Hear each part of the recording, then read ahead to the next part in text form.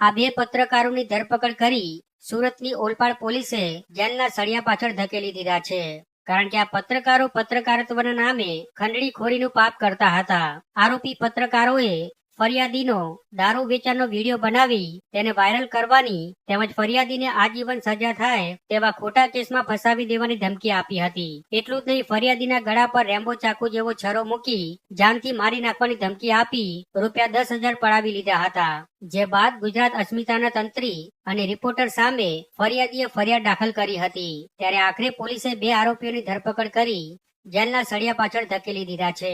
જો કે આ ગુનામાં મુખ્ય આરોપી અને ગુજરાત અસ્મિતાના તંત્રી સચિન હર્ષવર્ધન પટેલ હજુ પોલીસ પકડથી દૂર છે. ત્યારે ન્યૂઝના નામે ડરાવી ધમકાવી ખંડણી ઉઘરાવતા તંત્રી અને રિપોર્ટર વિરુદ્ધ ઓલપાડ પોલીસે લાલ આંખ કરતા તોડબાજ તત્વોમાં ફફડાટ ફેલાયો છે. આ ગુનાનો જે મુખ્ય સૂત્રધાર જે છે સચિન પટેલ, જે ગુજરાત અસ્મિતાના અગાઉના તંત્રી હતા અને હાલમાં તંત્રી તરીકે સુભાષભાઈનું નામ એમણે ચડાવી દીધેલ છે. પરંતુ આ ગુનામાં સુભાષભાઈ પટેલ તથા યજ્ઞેશભાઈ પટેલની પોલીસે ધરપકડ કરેલ છે અને સચિન પટેલ જે છે તે હાલ વોન્ટેડ છે.